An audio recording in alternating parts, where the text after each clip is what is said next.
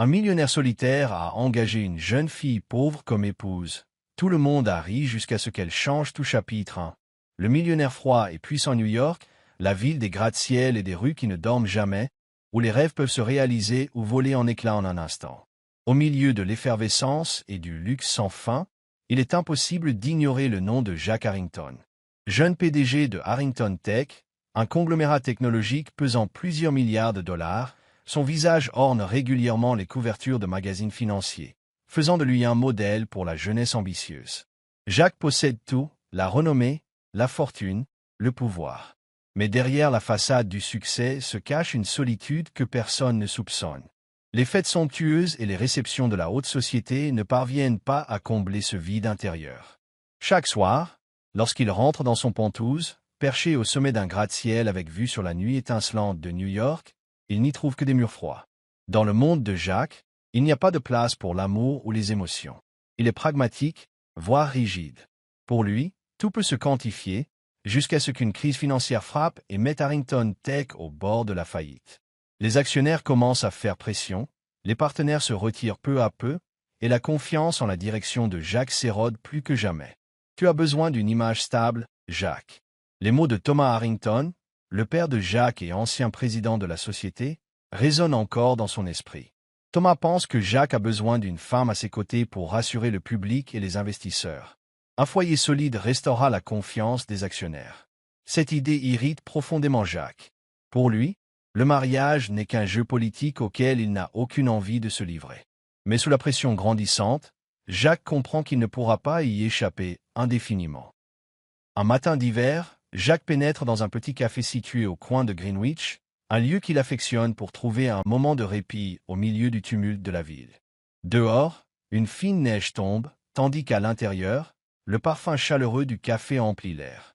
Amelia Dawson, une serveuse aux boucles châtain clair, au regard pétillant et au sourire doux, s'affaire dans la salle.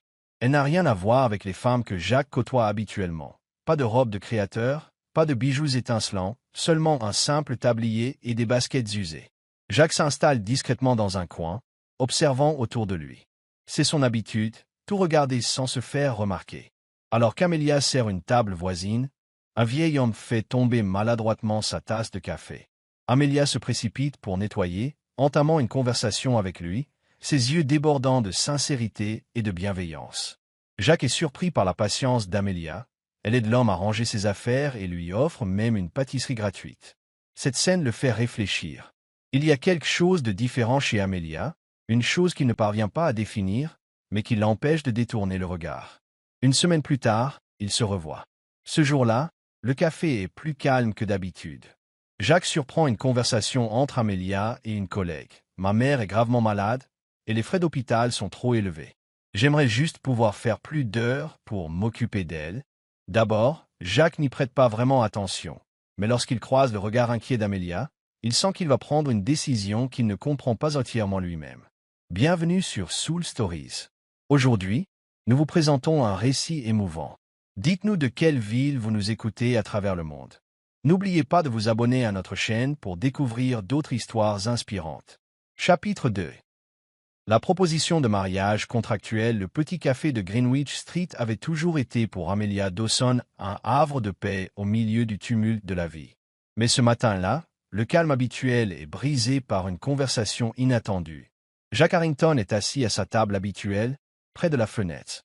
Son expression est froide et concentrée, bien que son regard ne quitte pas Amelia. Celle-ci l'a remarqué, mais préfère l'ignorer. À ses yeux, Jack n'est qu'un autre client fortuné, l'un de ces hommes qu'elle se contente de servir sans s'attarder. Alors qu'elle dépose une tasse de café sur la table de Jack, elle sursaute lorsqu'il l'interpelle. « Amelia !» Elle se fige, surprise de l'entendre prononcer son prénom. « Oui, monsieur ?» répond-elle en souriant poliment, se demandant s'il y a un problème avec sa commande. Jack ne répond pas immédiatement. Il l'observe un long moment, comme s'il pesait une décision. Finalement, il lâche une phrase qui laisse Amelia interdite. « Je veux te proposer un mariage, pour 6 mois. » Le plateau manque de glisser des mains d'Amelia. « Pardon ?» lâche-t-elle en riant nerveusement, croyant à une mauvaise blague. Jack s'adosse à sa chaise, son regard aiguisé ne montrant aucune trace d'humour. « Je suis sérieux. J'ai besoin d'une épouse, mais uniquement de nom. Après 6 mois, tu recevras une somme d'argent suffisante pour couvrir les besoins de ta famille. C'est un contrat, pas une relation. L'atmosphère devient plus lourde. Amelia ne sait pas comment réagir. Épouser un inconnu fortuné pour de l'argent, l'idée ne lui était jamais venue. Pourquoi moi? Demande-t-elle, la méfiance perçant dans sa voix. Jacques pose sa tasse, la regardant droit dans les yeux. Parce que tu es différente des autres femmes. Tu n'es pas attirée par l'argent ou le statut. J'ai besoin de quelqu'un de vrai, qui ne se laissera pas influencer par l'apparence ou la célébrité. Amelia esquisse un sourire gêné et secoue la tête. Vous faites erreur. Je ne suis qu'une serveuse, pas la personne idéale pour épouser un millionnaire. Le regard de Jacques reste inflexible. Tu as besoin d'argent. Non? Je sais que ta mère est malade et que l'hôpital coûte cher. J'ai aussi entendu que ta sœur risque de devoir arrêter ses études à cause des difficultés financières de ta famille. Ces mots transpercent Amelia comme une lame. Elle recule d'un pas, se sentant violée dans son intimité. Vous n'avez pas le droit de... Je ne veux pas te vexer, l'interrompt Jacques d'une voix légèrement adoucie. Je veux juste aider. C'est dans l'intérêt de chacun, tu auras l'argent dont tu as besoin, et moi, la stabilité que ma famille et les actionnaires exigent. Amelia ne répond pas. La proposition de Jacques est tentante, mais elle a l'impression de mettre le pied dans un piège dangereux. Les jours passent, pourtant Amelia ne cesse de repenser à cette offre. Sa mère est alitée, le teint pâle, la respiration difficile. Les factures d'hôpital s'accumulent. Sa jeune sœur, Sophie, enchaîne les petits boulots au détriment de ses études. Amelia sait qu'elle doit agir. Mais est-ce que la solution se trouve vraiment dans ce mariage de convenance? Ce soir-là, alors qu'elle est au chevet de sa mère, la vieille femme tend la main et murmure faiblement. « Amelia, tu en as déjà trop fait pour cette famille. Je ne veux pas que tu te sacrifies pour nous. » Amelia esquisse un mince sourire, les larmes aux yeux. « Ne t'inquiète pas, maman. Je trouverai une solution. » Le lendemain matin, Amelia se présente au bureau de Jacques. À son entrée, Jacques est debout près de la grande baie vitrée, contemplant la ville. En l'entendant arriver, il se retourne, son regard gris fixé sur elle. « J'accepte, » dit Amelia d'une voix ferme, bien que ses mains soient crispées. « Je vais signer le contrat. » Jacques hoche légèrement la tête, comme s'il n'était pas surpris. « Bien, tu ne le regretteras pas. » Quelques jours plus tard, Amelia emménage dans la demeure de Jacques. Le manoir est un véritable palais. Des portes immenses, un escalier en colimaçon et des lustres étincelants, comme dans les films ou les magazines de luxe. Mais à peine a-t-elle franchi le seuil qu'elle réalise que la vie des riches n'est pas si reluisante. Jacques vit seul, et malgré la beauté des lieux, une atmosphère froide et vide règne, à l'image de son propriétaire. Chapitre 3. Le mariage contractuel et les pressions. Jacques tend à Amelia la liste des événements mondains auxquels ils devront assister ensemble. C'est uniquement pour la façade, explique-t-il. Tu n'as qu'à te présenter et sourire. Dans 6 mois, tout sera fini.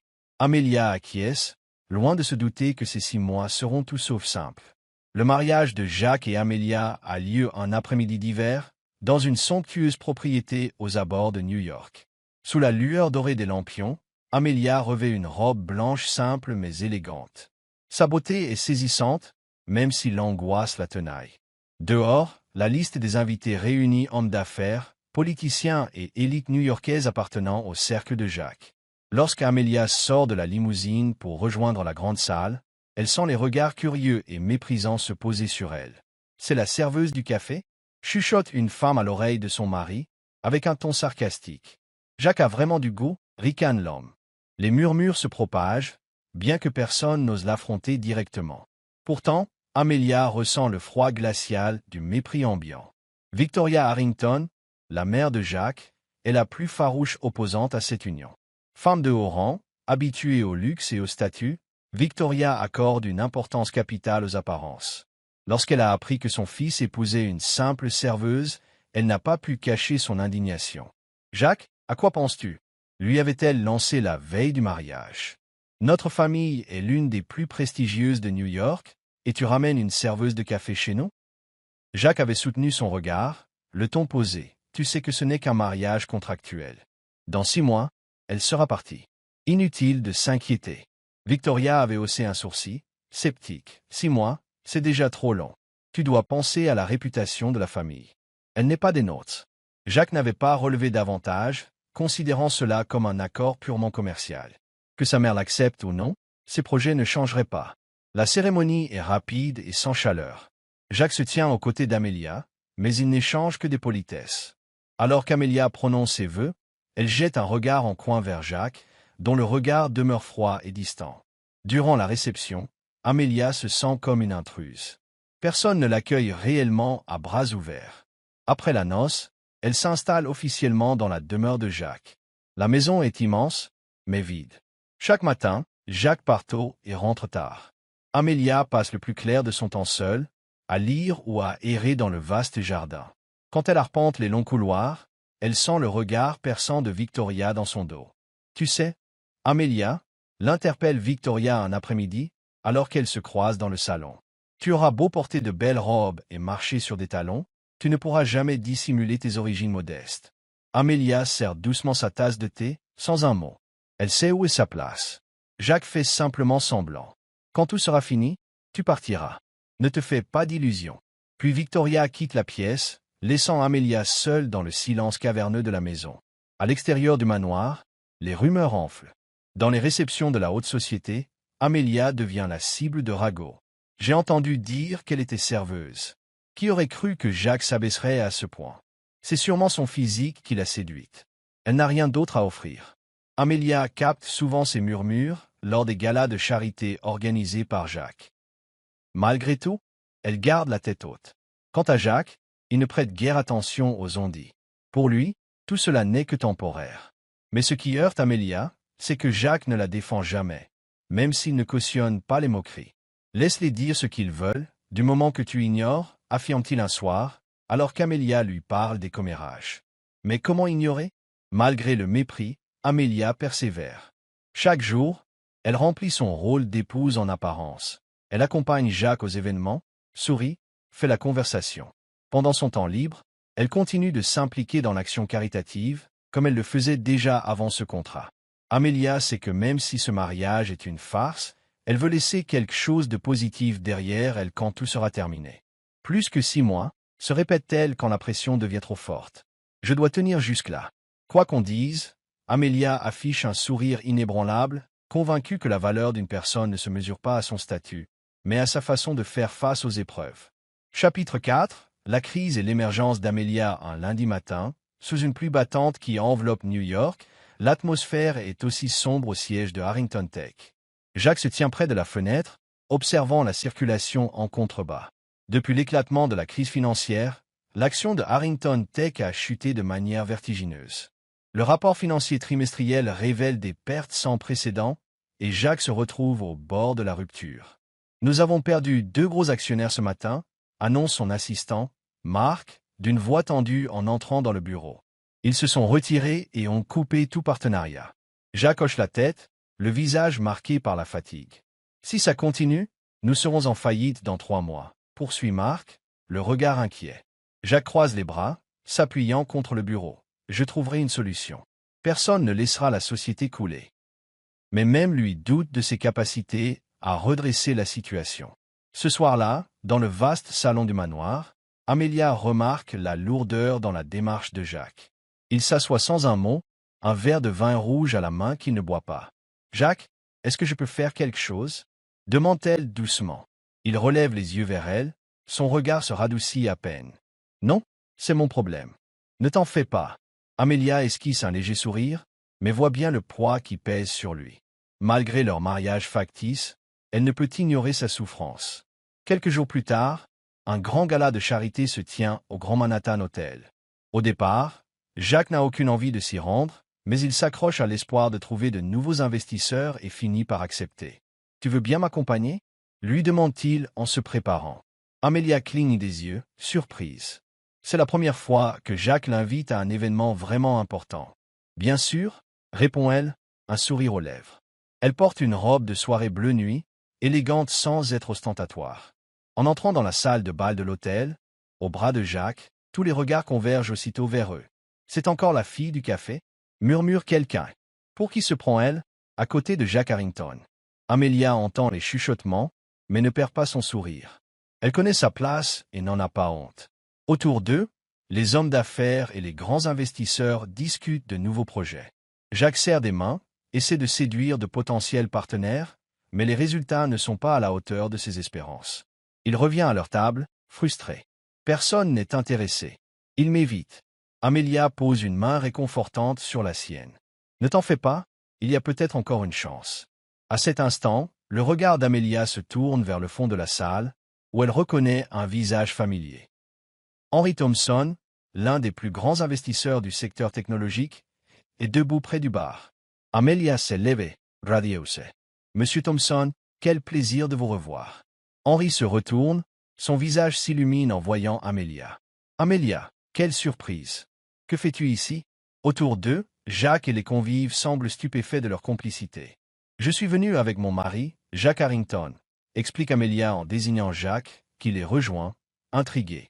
Henry sourit davantage et tend la main vers Jacques. Je ne savais pas que tu étais marié à Amelia.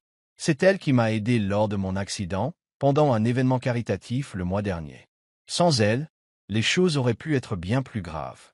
Jacques jette un regard étonné à Amelia, ne soupçonnant pas qu'elle connaissait déjà Henry.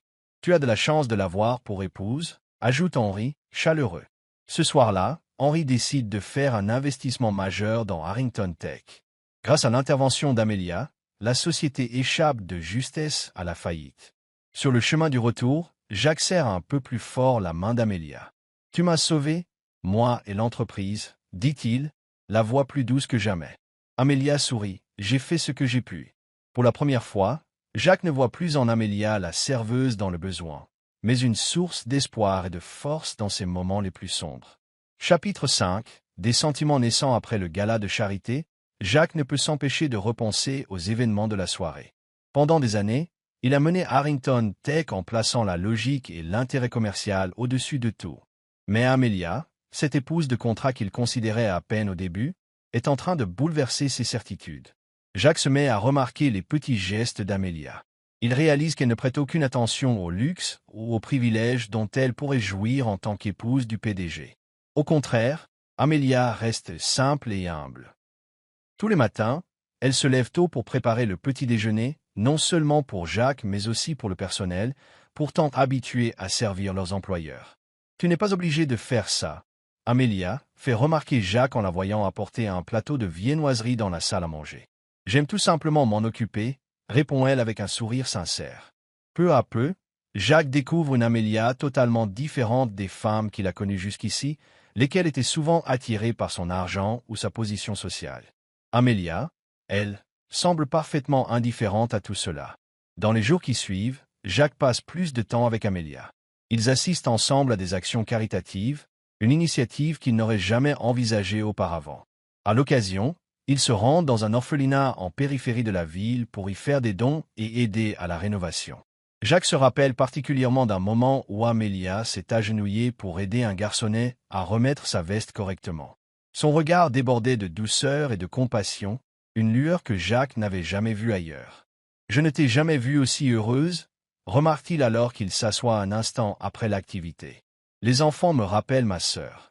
Je me dis que si je peux aider, ne serait-ce qu'un peu, je dois le faire, » répond Amelia en observant les enfants jouer. Jacques ne dit rien, mais un sentiment inconnu grandit en lui. Ce n'est plus de la pitié ou un simple accord contractuel. C'est de l'admiration, tout simplement. Au fil du temps, leur complicité s'épanouit. Jacques s'aperçoit que la présence d'Amelia l'apaise. Le stress professionnel et la pression familiale semblent s'effacer quand il entend son rire résonner dans la maison. Le soir, il lui arrive de poser ses dossiers plus tôt pour s'asseoir dans le salon avec Amelia. Ils discutent, elle lui raconte des anecdotes de sa journée ou de ses projets de bénévolat. « Je n'aurais jamais cru apprécier de passer du temps à Écho. Taire quelqu'un comme ça, plaisante Jacques un soir. Tu as vécu trop longtemps dans un monde bruyant, réplique Amelia d'un ton doux et taquin. Jacques sourit, sentant qu'Amelia occupe une place irremplaçable dans sa vie. Pourtant, il se retient de lui avouer ses sentiments. Souvent, il se retrouve la nuit, assis dans son bureau, regardant la ville à travers la fenêtre. Il pense à Amelia, se demandant si elle partage ses sentiments ou si tout cela n'est qu'illusion. Ce n'est qu'un contrat, se rappelle-t-il, mais son cœur s'y refuse. Amelia est bien plus que cela. Il ne peut se résoudre à la laisser partir. Un soir, Alors qu'Amélia est en train de jardiner derrière la propriété, Jacques l'observe de loin, baigné dans la lumière du crépuscule. Il se rend compte qu'il est réellement tombé amoureux. Je ne peux plus simplement rester un spectateur dans sa vie, songe-t-il, même s'il n'ose pas encore le lui confesser. Mais Jacques sait désormais qu'il est prêt à tout pour la garder à ses côtés. Non pas à cause d'un contrat, mais parce qu'elle est devenue l'essence même de ce qui donne un sens à sa vie. Vous suivez toujours l'histoire sur Soul Stories? Commentez Coca-Cola pour nous le faire savoir. Chapitre 6. L'expiration du contrat et la séparation. Victoria Harrington convoque Amelia dans le somptueux salon du manoir familial. Son regard, glacial, traque chaque mouvement de la jeune femme. Le soleil de fin d'après-midi effleure les baies vitrées, sans parvenir à adoucir l'atmosphère tendue. Crois-tu pouvoir rester avec Jacques pour toujours? La voix de Victoria est basse, mais tranchante comme une lame dissimulée dans du velours. Assise bien droite, Amelia tente de conserver son calme, bien que son cœur s'emballe. Je n'ai jamais pensé rester auprès de lui à long terme. Madame, répond-elle avec douceur, mais fermeté. Victoria émet un bref rire amer, sans chaleur. Tu le penses peut-être, mais mon fils, lui, ne l'entend pas de cette oreille. Jacques n'est plus un enfant naïf. C'est le dirigeant de Harrington Tech, et son mariage ne peut pas se fonder sur de la pitié ou un caprice passager. Amelia serre davantage les mains, sentant la justesse des paroles de Victoria. Tu sais que cette relation n'est qu'un contrat. Lorsque le terme arrivera, je veux que tu partes. Ne mets pas Jacques dans une situation délicate. L'osmose de Victoria transpercent Amelia. Elle a toujours conscience de la différence qui les sépare, si grande qu'elle semble infranchissable. Les jours s'écoulent plus vite qu'elle ne l'aurait pensé. La date de fin du contrat arrive. Jacques semble ne rien remarquer. Il poursuit son travail, la salue comme à l'accoutumée en rentrant, un sourire discret aux lèvres. Pourtant, Amelia sent qu'elle doit partir. Le lendemain, avant que l'aube ne se lève, elle quitte discrètement la résidence Harrington. Sur le bureau de Jacques, elle dépose une lettre, la plus sincère qui soit. « Jacques, quand tu liras ces mots, je serai déjà parti. Notre contrat a pris fin, et je sais que je ne devrais pas m'attarder davantage. Je tiens à te remercier pour ces derniers mois. Au début, je croyais qu'il ne s'agissait que d'une transaction. Je t'aiderais à redorer ton image et tu m'aiderais à soutenir ma famille en difficulté. Mais au fil du temps, notre relation a dépassé tout ce que j'aurais pu imaginer. Tu es un homme que je n'aurais jamais pensé rencontrer, résilient, bienveillant, et dont la manière de traiter les autres force l'admiration. Je sais que je n'ai pas ma place dans ton univers. Ta mère a raison, les différences entre nous sont trop grandes. Je ne veux pas devenir un obstacle pour toi. Je chérirai pourtant à jamais le souvenir de ces moments passés ensemble. Merci pour tout, Jacques. Amelia, quand Jacques rentre et découvre la lettre, il se fige. Il s'est habitué à sa présence, à son sourire, à la chaleur discrète qu'elle a insufflée dans sa vie. La demeure paraît désormais vide et glaciale, et Jacques comprend qu'il vient de perdre bien plus qu'une épouse contractuelle. Il a perdu la femme qui lui apportait un bonheur authentique. Assis sur le canapé, il relit encore et encore ces quelques lignes. Pour la première fois, il se sent impuissant. Amelia est partie, et il sait que s'il ne la retrouve pas, il le regrettera toute sa vie. Chapitre 7. Un heureux dénouement. Jacques Harrington se lance à la recherche d'Amelia, écumant tous les cafés où elle a pu travailler, les centres caritatifs qu'elle fréquentait. En vain. Les jours passent, et le manoir lui paraît plus froid et plus désert que jamais. Où est Amelia? Cette question le hante sans répit. Il ne trouve aucun repos. Un après-midi d'automne, alors que les feuilles dorées recouvrent les rues du nord de l'État de New York, Jacques reçoit une piste de la part d'une ancienne connaissance d'Amelia. Elle est bénévole dans un orphelinat, là-haut. Elle y va chaque week-end. Sans hésiter, Jacques part aussitôt. Il roule sur ces routes venteuses, tapissées de feuilles, et finit par s'arrêter devant le portail de l'orphelinat. Au loin, on entend les rires des enfants. Amelia est là, assise au milieu d'un groupe de gamins, un livre à la main et un grand sourire aux lèvres. Les yeux de Jacques se posent sur elle, la femme qu'il a laissée filer. Cette fois, il est déterminé à ne plus commettre cette erreur. Amelia l'aperçoit au loin. Son sourire vacille. Elle se lève et s'avance vers lui, la surprise dans le regard. « Jacques, que fais-tu ici ?» Jacques la dévisage longuement avant de répondre. « Je suis venu te ramener à la maison. » Amelia baisse la tête, un léger sourire triste effleure ses lèvres. « Jacques, je suis parti pour une raison. Nous ne sommes pas faits pour être ensemble. » Jacques s'approche, le regard ancré dans le sien. Tu es parti parce que le contrat était fini. Mais Amelia, je ne suis pas ici pour le contrat. Je suis ici parce que je t'aime. Les mots de Jacques la laissent sans voix. J'ai longtemps cru que ma vie était parfaite, l'argent, le pouvoir, le statut. Mais quand tu n'étais plus là, j'ai compris que tout ça ne valait rien sans toi. Je me fiche de ton origine, de ton passé ou de ce que les autres pensent. La seule chose qui compte, c'est toi, Amelia. Amelia plante son regard dans celui de Jacques, y lisant la sincérité qu'elle croyait perdue. Jacques, es-tu sûr de toi? Je n'ai jamais été aussi certain de quelque chose. Je t'ai cherché partout. Jacques sort alors un petit écrin de velours de sa poche, s'agenouille devant elle et déclare « Je t'ai perdu une fois, je ne veux plus que ça se reproduise. » Amelia Dawson, veux-tu m'épouser? Les larmes montent dans les yeux d'Amelia et coulent lentement sur ses joues. Elle contemple Jacques un instant avant de hocher la tête. Oui, Jacques, je le veux. Les enfants, curieux, applaudissent et crient de joie autour d'eux. Pour Jacques, plus rien n'existe sinon le bonheur de sentir Amelia à ses côtés. Il n'est pas facile pour Victoria Harrington d'accepter cette décision. Tu pourrais avoir n'importe quelle femme. Pourquoi Amelia? Demande-t-elle, encore réticente. Jacques prend la main d'Amelia et répond d'une voix calme mais déterminée. Parce qu'elle me rend heureux, maman. Personne d'autre n'y arrive. Victoria reste silencieuse un long moment. Elle voit le bonheur dans les yeux de son fils et comprend que s'opposer est vain. Finalement, elle s'approche d'Amelia, un peu moins distante. Je veux simplement que mon fils soit heureux. Si c'est ce que tu peux lui apporter, je suis prête à te laisser ta chance. Amelia sourit, devinant la sincérité au fond du regard de Victoria. Merci. Je ferai tout pour ne pas le décevoir. La nouvelle de cette union se répand dans les milieux financiers de New York. On ne chuchote plus sur les origines modestes d'Amelia. On raconte plutôt comment elle a transformé Jacques, ce millionnaire froid et solitaire, en un homme capable d'aimer et d'apprécier les choses simples de la vie. Jacques, quant à lui, sait désormais que, malgré les épreuves, le véritable amour trouve toujours un chemin. Amelia est celle qui l'a sauvé, redonné espoir, et appris la valeur de la compassion et du partage. Merci d'avoir suivi cette histoire. Donnez-lui une note de 1 à 5 étoiles, et n'oubliez pas de liker, de partager et de vous abonner à notre chaîne Soul Stories.